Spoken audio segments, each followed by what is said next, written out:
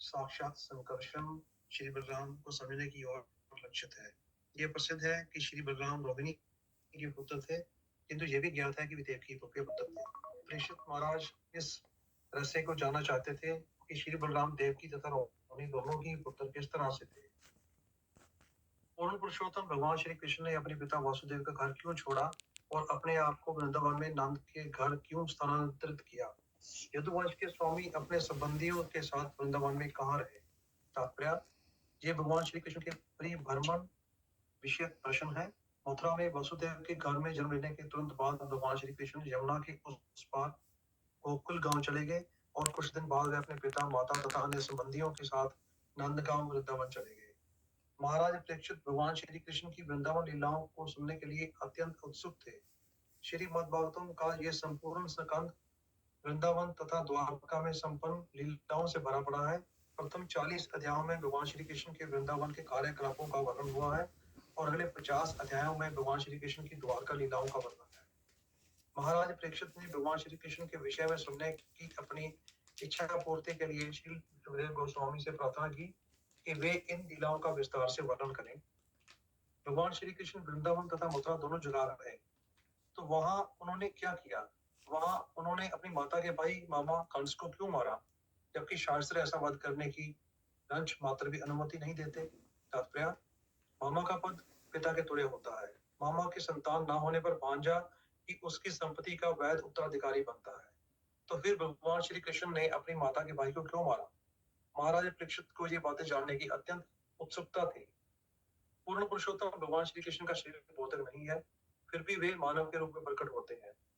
वे वृषण के वंशजों के साथ कितने वर्षों तक रहे, उनकी कितनी पत्नियां थी, वे द्वारका में कितने वर्षों तक रहे। तात्पर्य, अनेक स्थलों पर पूर्ण पुरुषोत्तम भगवान को सच्चिदानंद विग्रह अर्थात दिव्य आनंदमय शरीर वाले कहा गया है। उनकी स्वरूप निराकृति अर्थात मनुष्य जैसा है।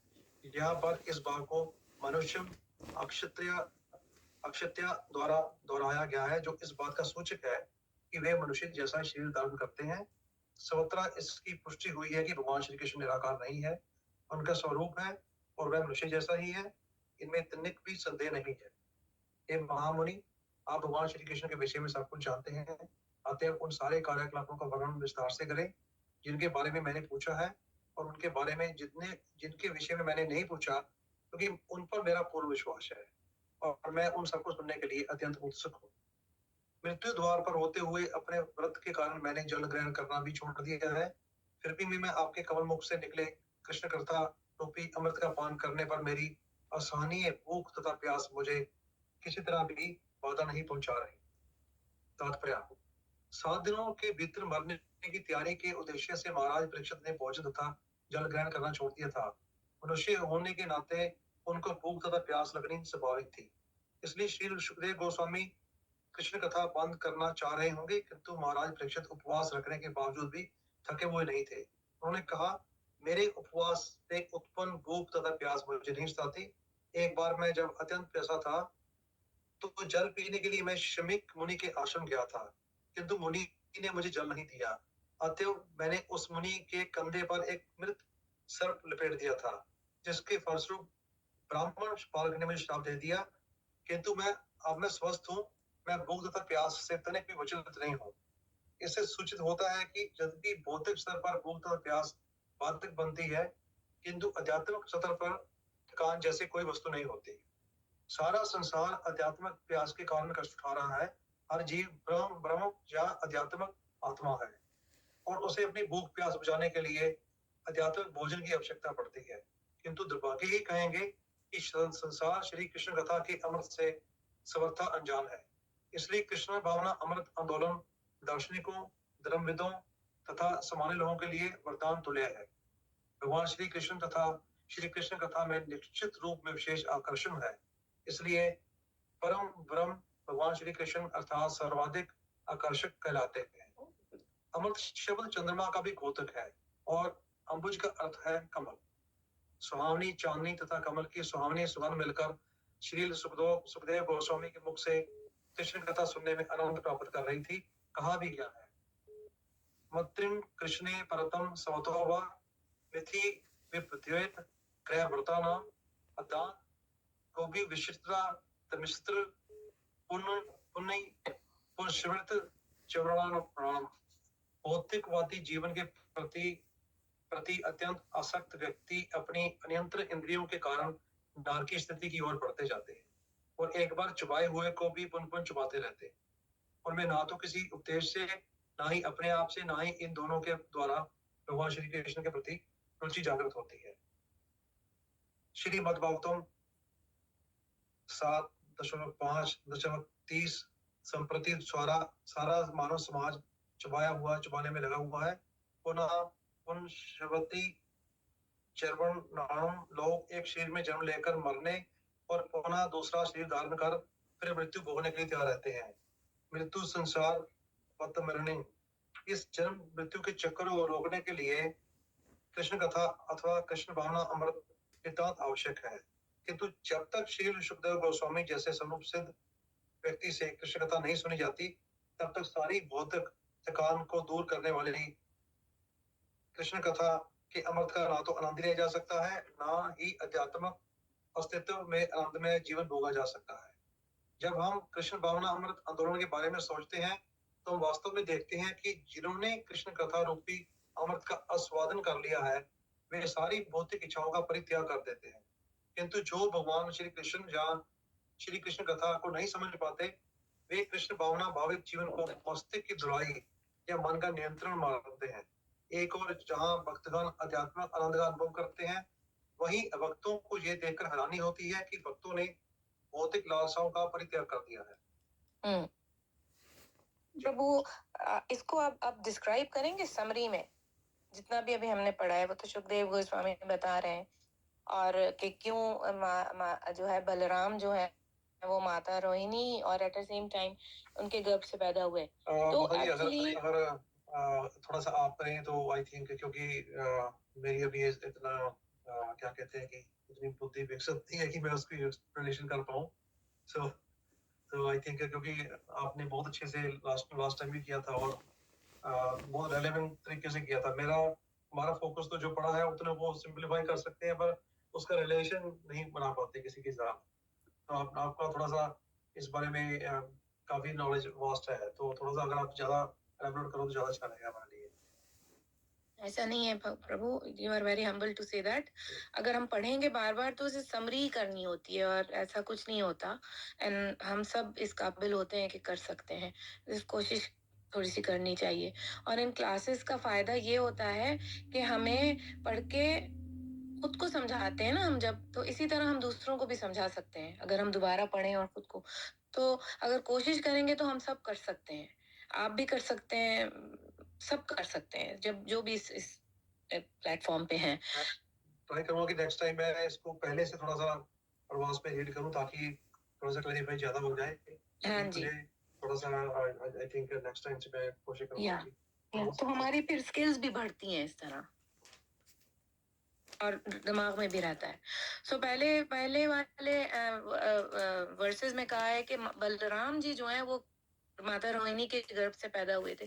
सो बलराम जी हैं is the expansion of Krishna himself, right? मैं एक्चुअली कुछ शेयर करना चाह रही थी, I am not sure if I be able to share the actually आप शेयर कर सकते हो स्क्रीन पे। जी, मैं वही करने लगी हूँ। अगर कंप्यूटर पे हो तो इजी होता है एक्चुअली। तो पुरुष अवतार जो है भगवान के, वो पुरुष अवतार तो आई थिंक राम भगवान ही है, और मर्यादा पुरुषोत्तम उनको कहा जाता था। सो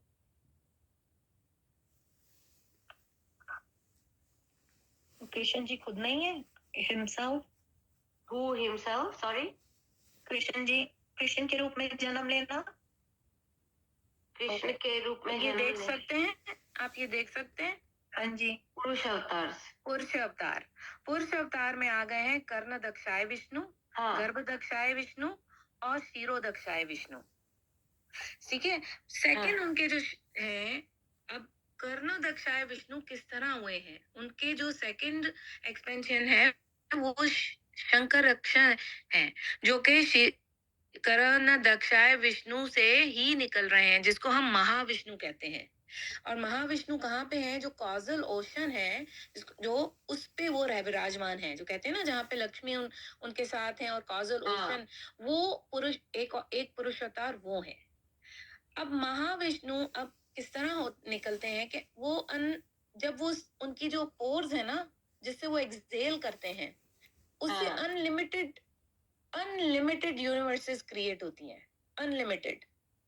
ठीक है, उससे जो है ना महाविष्णु एक्सपेंड होते हैं। महाविष्णु जो कि एज अ गर्भोदक्षाय विष्णु के उसमें है, फॉर्म में रहते हैं आउटसाइड ईच यूनिवर्स। अब हर देयर आर न्यूमरेबल यूनिवर्सेस, एक यूनिवर्स नहीं है, और हर यूनिवर्स का एक महाविष्णु है। ठीक है, जो आउटसाइड दैट ईच यूनिवर्स के रहते हैं, जो कि लोटस फ्लावर से निकले हैं फ्रॉम द, उससे क्या निकला है? महाविष्णु से कौन निकले हैं? ब्रह्मा। ब्रह्मा जो है भगवान की महाविष्णु की नेवल से निकले हैं, राइट, अ लोटस फ्लावर। तीसरे हैं फॉर्म जो महापुरुष अवतार के, वो हैं क्षीरोदक्षाय विष्णु, जो के गर्भोदक्षाय विष्णु में एक्सपेंड होते हैं। गर्भोदक्षाय विष्णु जो पहले निकले हैं महाविष्णु से, वो क्षीरोदक्षाय विष्णु में एक्सपेंड होते हैं as an enter into the universe. जो कि हम कहते हैं ना कि हर एंटिटी के दिल में, हर किसी के दिल में भगवान है, और वो भगवान है परमात्मा। वो कौन है? क्षीरोदक्षाय विष्णु जो है वो एक्सपेंड होते हैं एज अ परमात्मा इन एवरी एंटिटी। सही। माता जी एक बार दोबारा एक्सप्लेन करोगे, क्योंकि ये जो 3 पिक्चर्स दिखाई हैं इसमें आप हमें एक्सप्लेन कर सकते हो कि आप पहली पिक्चर को एक्सप्लेन कर रहे हो, फिर सेकंड को, फिर थर्ड को? मैंने कर चुकी मैं। ये देखें आप, कर्णोदक्षाय, ये पुरुष अवतार है भगवान के। जो पहली पिक्चर है, पहली कर्णोदक्षाय विष्णु। सॉरी उषा माता जी, बीच में एक बात पूछ रही हूँ। उषा माता जी, आपने कहा कि हम सांस लेते हैं तो भी वो आते हैं? हम नहीं, जब कर्णोदक्षाय विष्णु किस तरह सेकंड संकर्षण से एक्सपेंड हुए थे, और सेकंड संकर्षण फर्स्ट संकर्षण से हुए थे, और फर्स्ट संकर्षण जो है वो बलराम की एक्सपेंड, जब बलराम जी एक्सपेंड हुए थे कृष्ण में, फिर उसके बाद ये सारे पुरुष अवतार आए। मैं दूसरी पिक्चर आपके साथ शेयर करती हूँ।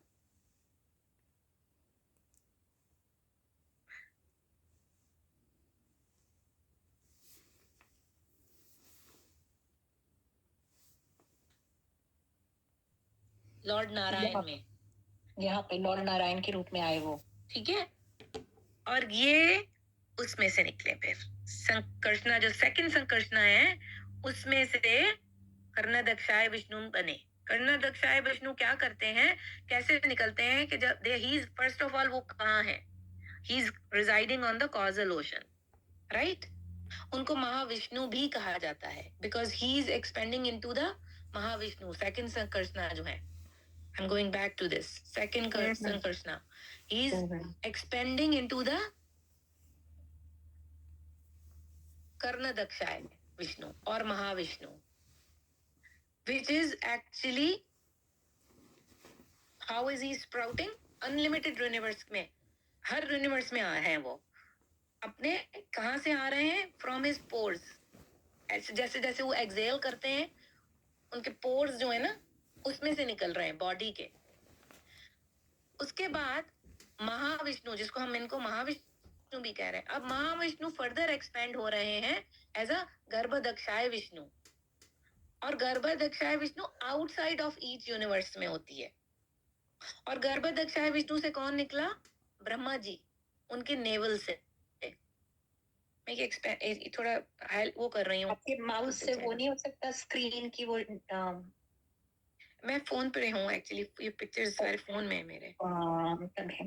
क्या अब थर्ड जो भगवान का पुरुष अवतार निकले गर्भोदक्षाय से, विष्णु एक्सपेंड किस में हुए? क्षीरोदक्षाय विष्णु में।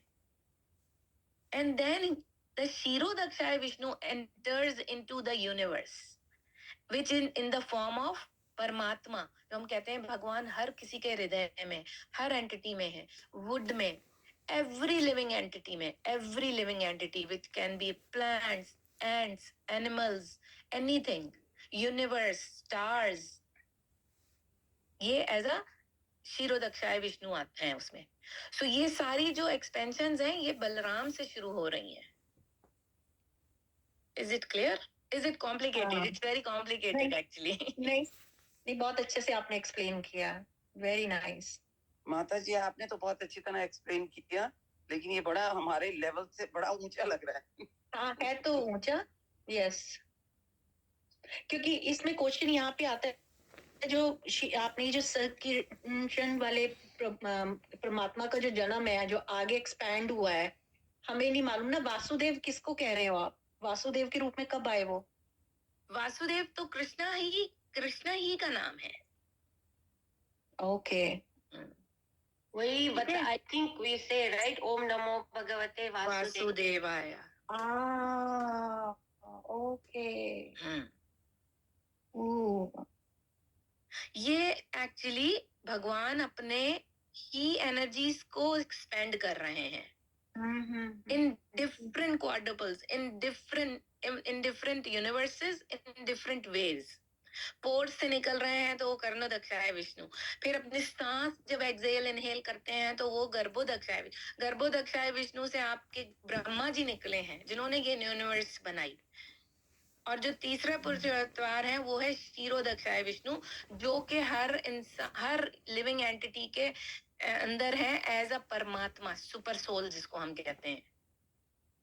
या इन अदर वर्ड्स आप कह सकते हैं हमारे सबकॉन्शियस, इन साइंटिफिक लैंग्वेज में अगर हम कहेंगे सबकॉन्शियस, हमें इंट्यूशन हुई, हमें कुछ फील हुआ, हमें सबकॉन्शियस से हमें लगा, that is super soul inside on our each of our hearts. The difference only is the super soul. जो humans हैं वो they can feel the super soul के हमें feelings कभी-कभी if we are कभी-कभी हो जाता है, feel होता है कि मुझे लगा था. But animals या plants इनमें भी परमात्मा की ही शक्ल में भगवान जो है वो रहते हैं. And that is the form of the क्षीरोदक्षाय Vishnu as a form of परमात्मा.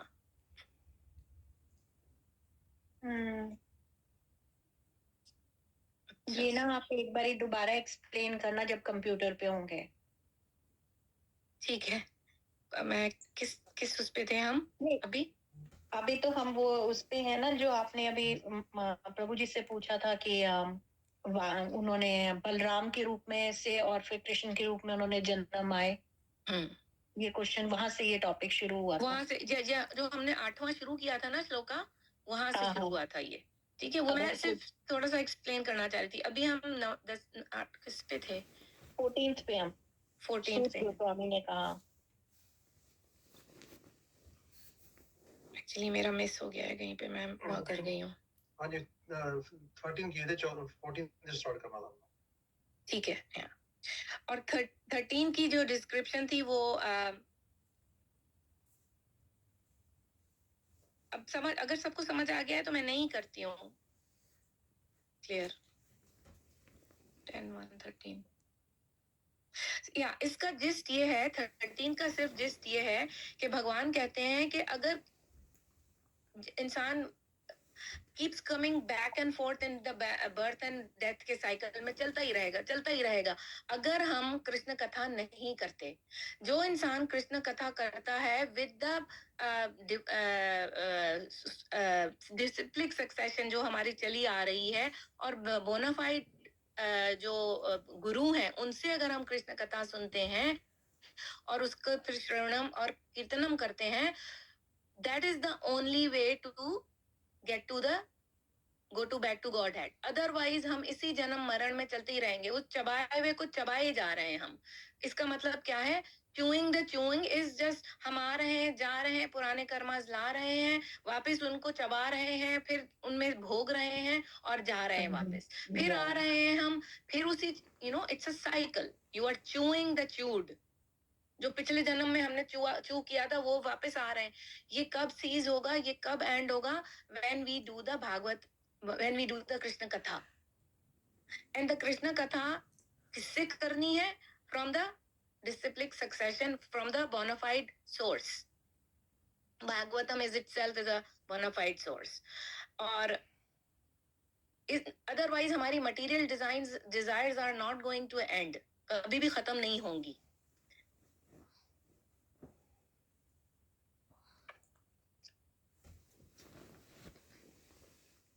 आपने सही माता जी कहा। अगर हम खुद पढ़ ले तो आए नहीं है, पता नहीं कितनी हजारों करोड़ों हमारे जन्म हुए में हैं, ठीक है ना। और अगर हम अभी इस कथा में बैठे हैं तो कोई हमारे पुराने कर्म थे, पुण्य थे कि हम वापस बैक टू आ गए हैं अपनी इस ग्रुप में, या हमें हमें हमें कांटेक्ट हुआ है डिवोटीज के साथ, राइट। सो अब, और human being is the super most जन्म है, राइट, सबसे ज्यादा इंटेलिजेंस इसमें। अब जब हमें पता चल गया है, तो अगर आप खुद से भी करते हैं तो it you are actually accruing the good karmas, you know, कतरा कतरा बने समंदर, राइट। तो थोड़ा थोड़ा भी आप, you are actually accumulating good karmas. पिछले जन्मों में क्या, you stop where you start from, जहां हमने छोड़ा है हम वहीं से स्टार्ट करते हैं, राइट। सो अगर आप खुद से भी कोई रीडिंग करते हैं तो, and it is the bona fide source, Bhagavatam itself is directly coming from Krishna, right. आप खुद घर में भी एक दिन भी पढ़ लेंगे, this is also 9 devotional services है, 9 steps of devotional, 9 process of devotional service है। उसमें जो है श्रवणम कीर्तनम तो फर्स्ट एंड सेकंड है, सबसे पहले तो श्रवणम ही है। अगर आप सिर्फ सुनते भी हैं फ्रॉम बोनाफाइड गुरु से, तो वो भी it's the devotional part of the devotional service. तो इस वाले इस नंबर 13 में यही बताया है कि कृष्ण कथा से ही हम आगे बढ़ सकते हैं। जी, सूत गोस्वामी ने कहा, हे माता जी भृगुपुत्र, बीच में 1 मिनट बोलो। जी बोलिए। हाँ, मेरा इतना वो तो नहीं है। सूत गोस्वामी ने कहा, हे भृगुपुत्र शौनक ऋषि, परम आदरणीय व्यास पुत्र भक्त सुखदेव गोस्वामी ने महाराज परीक्षित के शुभ प्रश्नों को सुनकर राजा को सादर धन्यवाद दिया। फिर उन्होंने कृष्ण कथा के विषय में वार्ता प्रारंभ की, जो इस कलयुग के समस्त कष्टों के लिए औषधि है। तात्पर्य, कृष्ण चरितम कलिश कल्मषधनम पद सूचित करता है कि विशेषकर इस कलयुग के लिए कृष्ण के कार्यकलाप समस्त कष्टों की रामबाण औषधि है। कहा जाता है कि कलयुग के लोग अल्पायु होते हैं और उनमें कृष्ण भावनामृत की संस्कृति नहीं पाई जाती। यदि कदाचित किसी की रुचि आध्यात्मिक संस्कृति में होती भी है, तो उसे विभिन्न प्रकार के अप्रामाणिक स्वामी तथा योगी भ्रांत करते रहते हैं, जो कृष्ण कथा का नाम भी नहीं लेते। इसलिए अधिकांश लोग अभागे तथा अनेक विपदाओं से ग्रस्त रहते हैं। श्री व्यासदेव ने इस युग के कष्ट भोग रहे लोगों को छुटकारा दिलाने के लिए कली कल्मषधनम नारद मुनि के आग्रह पर श्रीमद् भागवत लिखा। कृष्ण भावनामृत आंदोलन श्रीमद् भागवतम की मनोहारी कथाओं के माध्यम से लोगों की प्रबुद्ध करने में जी जान से लगा है। श्रीमद् भागवतम तथा श्री भगवत गीता का संदेश सारे विश्व में, सारे क्षेत्रों में, विशेष रूप से प्रगत शिक्षित लोगों के बीच में मान्य हो रहा है। इस श्लोक में शील सुखदेव गोस्वामी को भागवत प्रधान कहा गया है और महाराज परीक्षित को विश्वरातम। इन दोनों शब्दों का एक ही अर्थ है, अर्थात महाराज परीक्षित कृष्ण के महान भक्त थे और सुखदेव गोस्वामी भी महान साधु पुरुष तथा कृष्ण के महान भक्त थे। इन दोनों ने मिलकर कृष्ण कथा प्रस्तुत करके कष्ट में फंसी मानवता को बड़ी राहत दी है। अंतरोपशम साक्षाद भक्ति योग मध्योक्षे लोक जानतो विद्वाशके सावतम सहिताम। जीव के भौतिक कष्ट जो उसे व्यर्थ लगने वाले हैं, यदि भक्ति के साथ जोड़ दें तो कम किए जा सकते हैं, किंतु लोग इसे समझ नहीं पाते। इसलिए विद्वान व्यासदेव ने इस वैदिक ग्रंथ श्रीमद् भागवत की रचना की, जो परम सत्य के विषय में है। श्रीमद् भागवतम 1.8.6। अधिकांश लोग इस तथ्य से अवगत नहीं होते। 1.7.6 1.7.6 इसको अधिकांश ऐसे कहना सीखें, इसको ऐसे कहना सीखें। Canto 1 chapter 7 text 6। Oh okay. अधिकांश लोग इस तथ्य से अवगत नहीं होते कि श्री भगवत भागवत का संदेश कलयुग के कष्टों से मानव समाज को छुटकारा दिला सकता है। कली कल्मश धम श्री शील सुखदेव गोस्वामी। अब ये आप जो माता जी बोल रहे थे रिलीफ है। ये सबसे बड़ी जो है, खुद करो करवाओ या करो, इट डजंट मैटर। कथा कथा है और Bhagavatam is the main source. उसको हम बैठ के एक पेज रोज खुद भी पढ़ लेंगे तो कम से कम अपना रिलीफ कर सकेंगे हम। और सबसे बड़ी बात, हम अपने मुख से पढ़ रहे हैं उसको। सो वो आपको आपका जवाब मिल गया खुद इधर ही। हाँ जी। सुख उवाच समज्ञा वसिता वृत्तस्तत्व राज्यस्य सतं वासुदेव कथाया ते यचाता नैष्टिकी रति। 15। श्री सुखदेव गोस्वामी ने कहा, हे राजश्रियों में श्रेष्ठ, क्योंकि आप वासुदेव की कथाओं के प्रति अत्यंत आकृष्ट है, अतः निश्चित रूप से आपकी बुद्धि आध्यात्मिक ज्ञान में स्थिर है, जो मानवता का एकमात्र असली लक्ष्य है।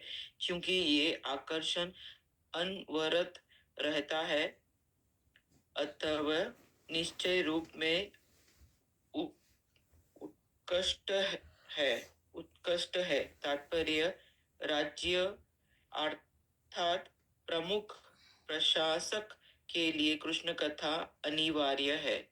श्रीमद् भागवत गीता में भी यही कहा गया है।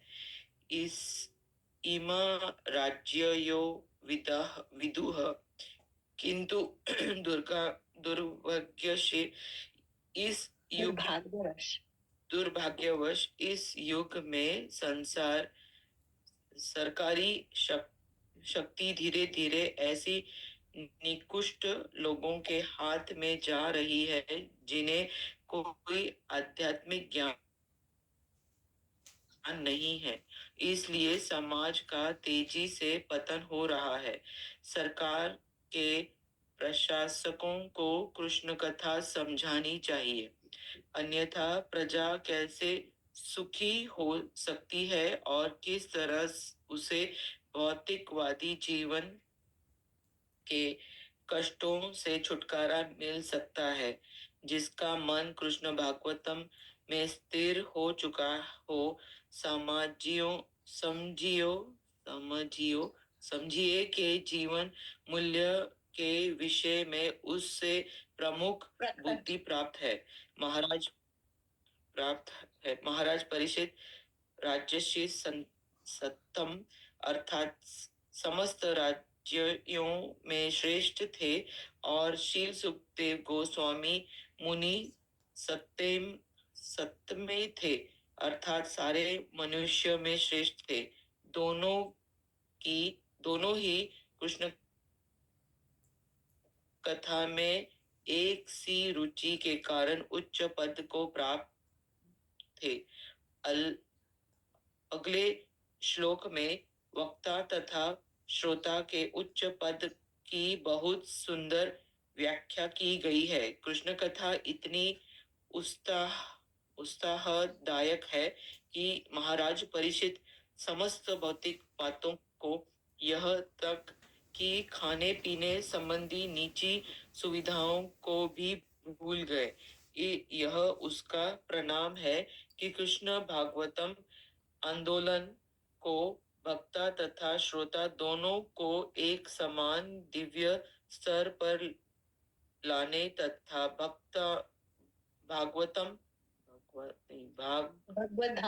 भगवता के ले जाने के लिए सारे विश्व में किसी तरह फैल जाना चाहिए। मोना जी आप वो पढ़ेंगे? शायद प्रश्न है, पुरुषा स्त्री उन्नाति की वक्ताराम प्रशस्तकम श्रोस्ततम पादसलिलम यथा। थैंक यू माता जी।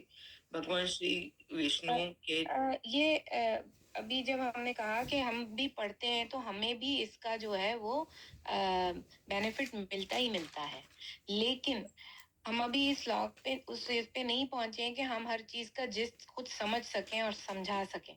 सो हमें हमेशा जो गुरु हैं उनसे जरूर समझनी चाहिए, जो बेनिफिट जो बोनाफाइड सोर्सेज हैं या बोनाफाइड जो महाराज और गुरु होते हैं उनसे ही समझनी चाहिए, क्योंकि अब खुद हम पढ़ तो रहे हैं, हमें उसका फायदा है, ठीक है, हमें अच्छा लगता है, पढ़ रहे हैं, which is very nice, but अगर हमें समझ नहीं आ रही है, so knowledge, we are taking the knowledge for the sake of taking the knowledge not only but for applying as well, पर हम अप्लाई तब कर सकेंगे जब हमें पूरी समझ आएगी। सो अगर हम पढ़ रहे हैं और हमें समझ नहीं आ रहा है, so we must listen it through the bona fide source। Video website पे बहुत सारे जो हैं वो अगर आप गूगल पे जाएं, यूट्यूब पे, तो कथाएं होती हैं, उसमें हम सुन सकते हैं, या फिर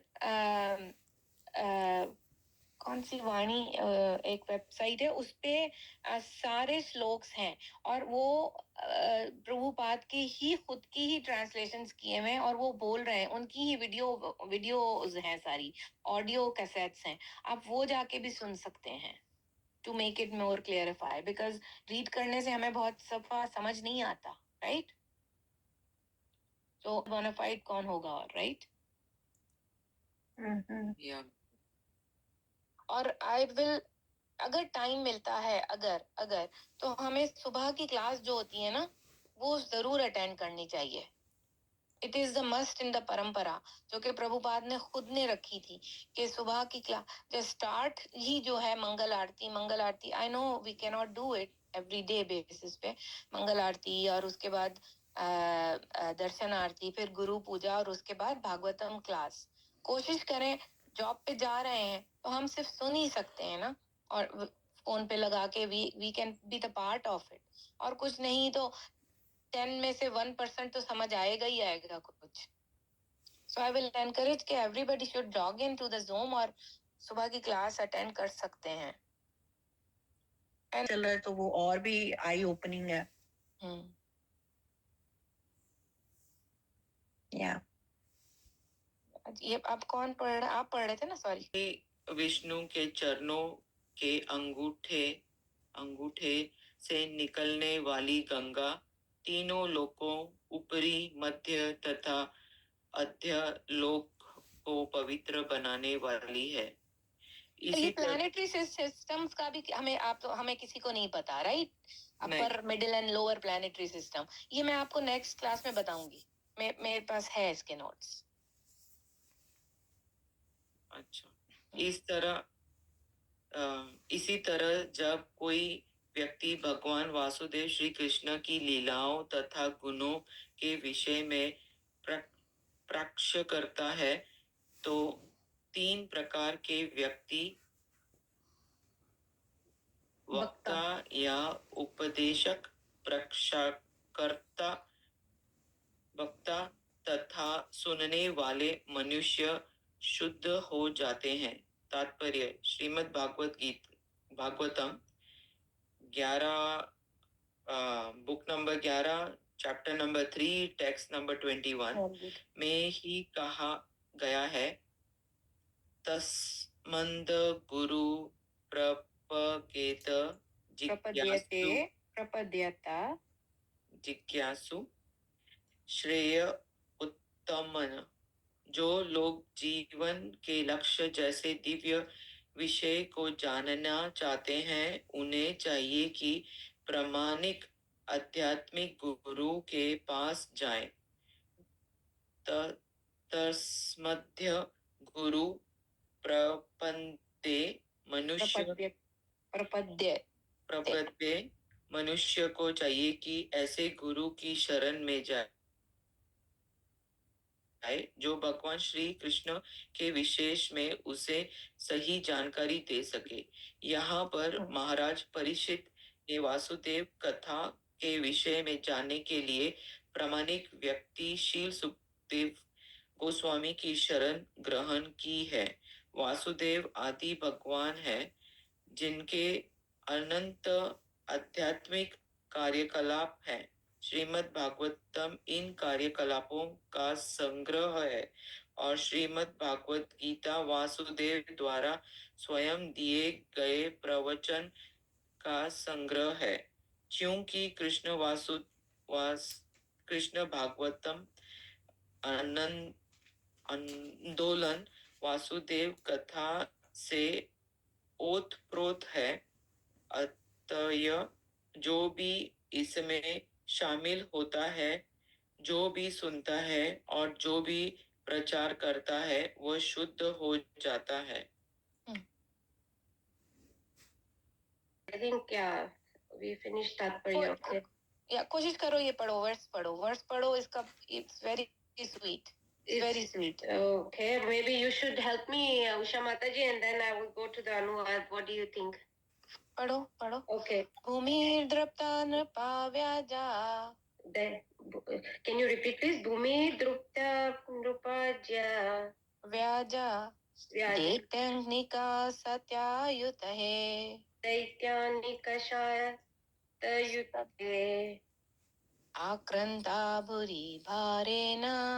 Akranta Bhuri Bharena भ्रमणं शरणं ययो. Brahmanam Sharanam Yayo. ओके, अनुवाद इसका है एक बार माता पृथ्वी राजाओं के वेश में गर्वित लाखों असुरों के सेना से बोझिल हो उठी तो वह इससे छुटकारा पाने के लिए ब्रह्मा के पास पहुंची। जब भी संसार अनावश्यक सैनिक व्यवस्था से बोझिल हो उठता है और जब भी विविध आसुरी राजाओं का शासन होता है तो इस बोझ के कारण भगवान को प्रकट होना पड़ता है। भगवत गीता में आई थिंक चैप्टर 4 टेक्स्ट 7 भगवान कहते हैं यदा यदा ही धर्मस्य ग्लानिर्भवति भारत अभ्युत्थानम् अधर्मस्य तदात्मानं सृजाम्यहम्। हे भरतवंशी, जब जब धर्म का ह्रास होता है और धर्म अधर्म का प्राबल्य होता है तब तब मैं अवतरित होता हूँ। जब इस निवासी नाशक्ति तथा ईश्वर विहीन हो जाते हैं तो वे कुकरों सुकरों की स्थिति को प्राप्त होते हैं और उनका एक ही कार्य रह जाता है, वह है परस्पर भूखना। यही धर्मस्य ग्लानिर् अर्थात जीवन लक्ष्य के विचलन है। मनुष्य जीवन तो कृष्ण भावनामृत में सर्वोच्च सिद्धि प्राप्त करने के निमित्त है, किंतु जब लोग ईश्वर विहीन हो जाते हैं और अध्यक्ष या राजा अपनी सैन्य शक्ति पर अनावश्यक गर्व करने लगते हैं तो उनका कार्य युद्ध करना तथा अपने विभिन्न राज्यों की सैन्य शक्ति को बढ़ाना रह जाता है। इसीलिए आजकल ऐसा प्रतीत होता है कि हर राज्य तृतीय विश्व युद्ध की तैयारी के लिए परमाणु हथियार बनाने में व्यस्त है। ऐसी तैयारी व्यर्थ है और इससे राज्य के प्रधानों का मिथ्या अहंकार प्रतिबिंबित होता है। प्रमुख शासक का असली कार्य तो जीवन की विभिन्न विभागों में सामान्य लोगों की कृष्ण भावनामृत का प्रशिक्षण देकर उन्हें सुखी बनाना है। चातुर्वर्ण्य मया श्रुतम गुणकर्मी विभागस्यम भगवद गीता चैप्टर 4 श्लोक 13 में 13 नेता को चाहिए कि लोगों को ब्राह्मण क्षत्रिय वैश्य और शूद्र का परीक्षण दे और उन्हें अनेक वृत्तिपरक कार्यों में लगाएं जिससे वे कृष्ण भावनामृत की दिशा में प्रगति कर सके। किंतु हो यह रहा है कि चोर तथा उच्चेक रक्षक के वेश में मतदान पद्धति की व्यवस्था करते हैं और प्रजातंत्र के नाम पर वे येन केन प्रकारेण सत्ता में आकर प्रजा का शोषण करते हैं। यहाँ तक कि बहुत पुराने जमाने में असुरगण जो कि ईश्वर भावनामृत में विहीन थे राज्य के प्रधान बन गए और अब फिर से वैसा ही हो रहा है। संसार के विभिन्न राज्य सैन्य शक्ति को व्यवस्थित करने में लगे हुए हैं। कभी कभी तो वे इस कार्य के लिए सरकार की आय का 65 राइट 65% खर्च कर देते हैं। किंतु लोगों की कठिन कमाई को इस तरह क्यों फूंक जाए। वर्तमान विश्व परिस्थिति को देखते हुए कृष्ण भावनामृत आंदोलन के रूप में कृष्ण अवतरित हुए हैं।